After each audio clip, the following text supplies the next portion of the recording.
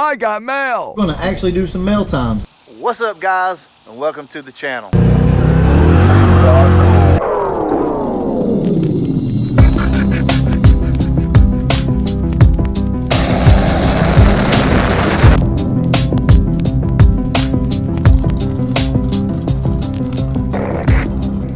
So I've had a couple people ask about the hood struts, how they're working out, and the shifter. So I guess today what we're going to do, we're going to do a little bit of mail time, and we're also just going to talk about the car, talk about how it's holding up, and some of the things that I've done to it. So as you guys know, I put in a new shifter. So I put in the very cheap Amazon shifter in the car. So had a lot of guys ask, how's it holding up? Honestly, it's holding up perfect. I really like the shifter, believe it or not. I didn't think I would. I thought it was going to be a piece of junk, but it's holding up really good. Now, one thing I have noticed about this thing is it's not spring loaded to third like a lot of shifters are. Or maybe it is, but the springs aren't very tight. And once again, you know, if you want really more information on these shifters, go to House of Dula, where he reviewed and installed this shifter, and he'll show you some of the problems that may arise with these things. And a lot of times, like with a Pro 50 or MGW, whenever you push it up, it automatically springs to third. This doesn't do that, but that's fine. It does have a little bit of a spring, but come on guys, not much. So you get what you pay for there. I wish the handle was bent a little more, bring it over, because that's first gear, guys. Look at that. So when you're sitting like this, like first gear is way over here. I'm gonna go ahead and not endorse it, but I will tell you that I've not had any problems with it so far. Just make sure that you Loctite everything. Oh, and one other thing, I tell you what, let's go ahead and talk about this. So here are your stops, and I didn't really address that in the video where I installed it, but essentially what you want to do is pull it into gear. Just butt the stop up to the shifter, so there's really no play. I would give it just a touch of play, not much, just maybe a couple millimeters or so, and then tighten up your nut right here. Do the same thing in the forward position. That just ensures that if you ever slam gears, you're not going to overthrow the shifter and break shift forks and everything else. All right, so next we have the hood struts. We're going to talk about those. So I'll show you how the hood opens with the hood struts. Just to kind of show you, there's one pinky. And there you go. Now, I've had a lot of people complain that these hood struts cause their hood not to shut correctly. And I did notice a little bit of that whenever I first put them on, but I just did a little bit of tweaking. I adjusted, but I'll show you what I'm talking about down here with these.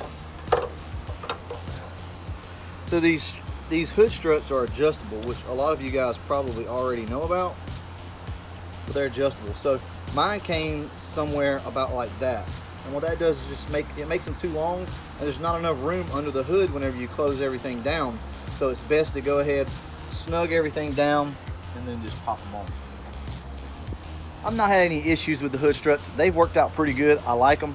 Still got to clean up under here. We're going to get to that pretty soon. Like I said before, we have some major work about to take place on this car. We've got a lot of stuff we've got to do to this thing. Like I said before, we've got a clutch to install. We've got throwout bearing, pressure plate, of course, all that stuff. I'm gonna try to show you guys kind of a step-by-step on it, and any tricks and tips that I have learned along the way through the years on how to do that. We also have to change the oil pan gasket. Now that is something that I'm really gonna go into detail with, and the reason is, it's not that easy to do, and a lot of people, I mean, there's people out there that say you can't change the oil pan gasket without pulling the motor. Well, obviously you can. It is a nightmare because of the setup of the oil pan on these cars with them being a double hump.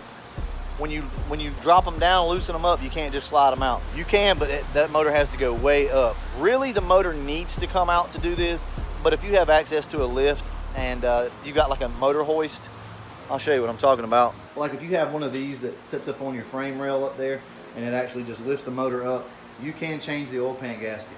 Worst case scenario though, if for some reason we can't get the oil pan gasket out, which I know we can, but if something does come up and we can't get it out, we'll just go ahead, pull the motor out, put all new gaskets in it, really clean the thing up. We also have to do motor mounts and transmission mount. So that's not that big of a deal. We're gonna address all that at one time. Another thing, I wanna give you guys a little bit of an update on LMR and where we stand, because I know some of you are probably wondering, well, whatever happened with that? Everything's still good. We had some confusion with the emails. I sent LMR a couple emails that they never got, and so they were just waiting to hear from me.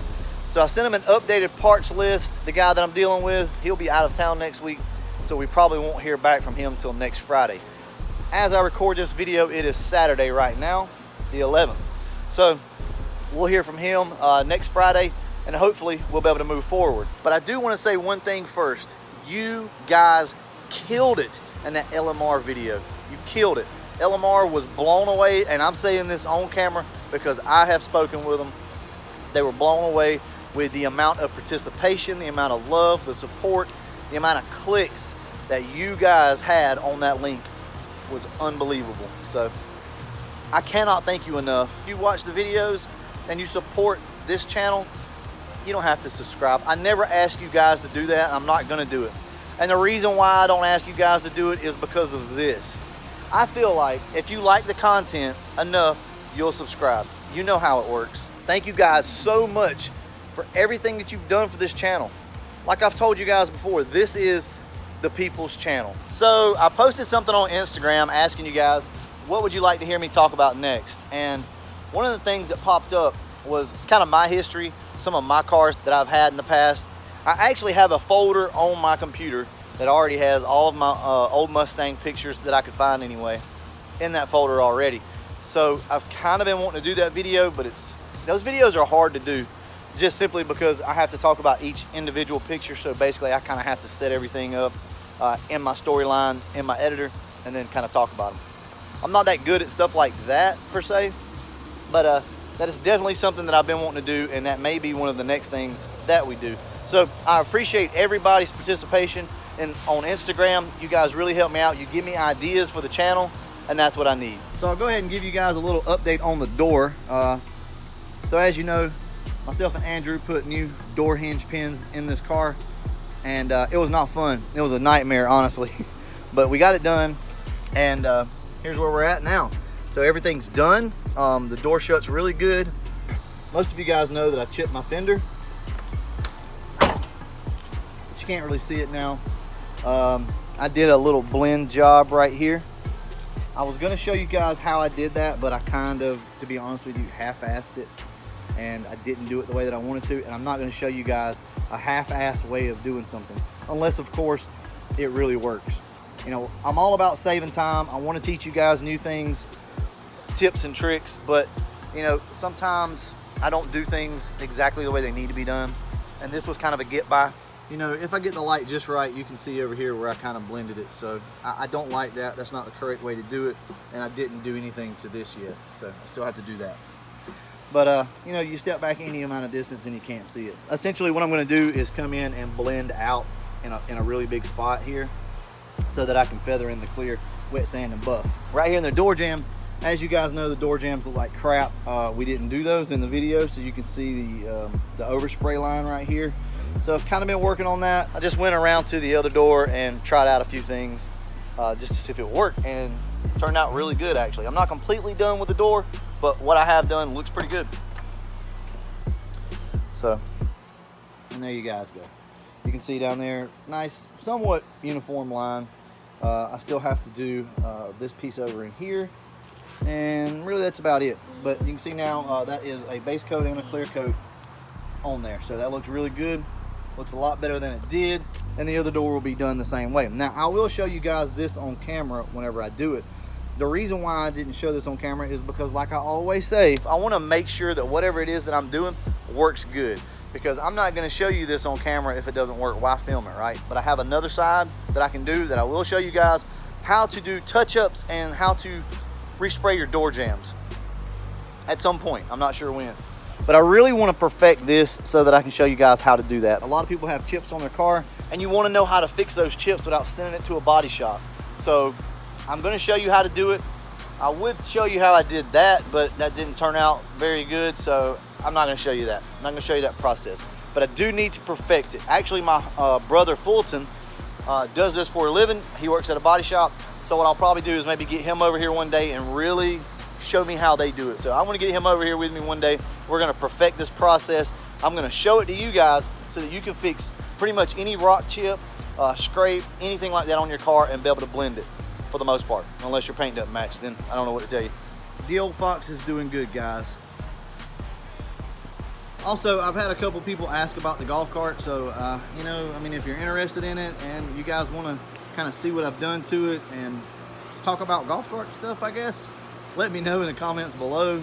We might do a short segment on it. You know, we could talk about it some, and I could show you a little bit of what I did with it. But I don't want to bore you guys on content that is not what this channel is about. I have an update for you guys on the radio. So you remember back a few videos ago, somebody wanted to send a radio in for review. Well, that has happened, that has went through, and we will have a new radio for the car here pretty soon.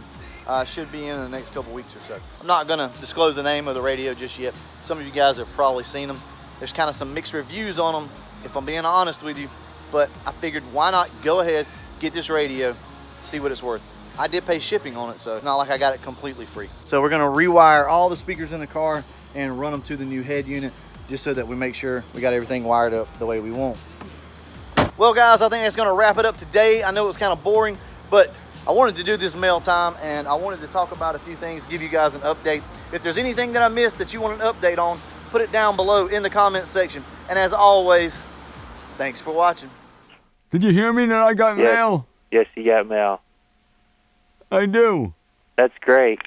And I'm almost out of breath. So this was sent to me by one of my subscribers.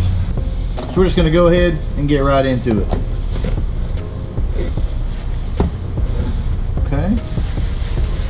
Oh, that is so cool. Look at that, guys. That is a Foxbody. That is sweet. That is so cool. I don't know if that's handmade or if he just painted it or what, but that's awesome. That is definitely going on my wall for sure. I'm just gonna prop it up over there, and we have a book. Guys, it's like Christmas to me. I swear, this is so cool. So, okay, so we got a Mustang's buyer guide. That's cool. Letter on page. Okay, so we got a little letter here. All right, so I'm gonna go ahead and read this. It says, "What's up, Brew? My name is Zach, aka Mustang Lab 302 on YouTube. I just wanted to show you my appreciation for the awesome videos that you post, and I hope you enjoy this book filled with useful, useless knowledge on the year Mustangs. Keep up the great work." Well, thank you, Zach. I love it. That's just so cool.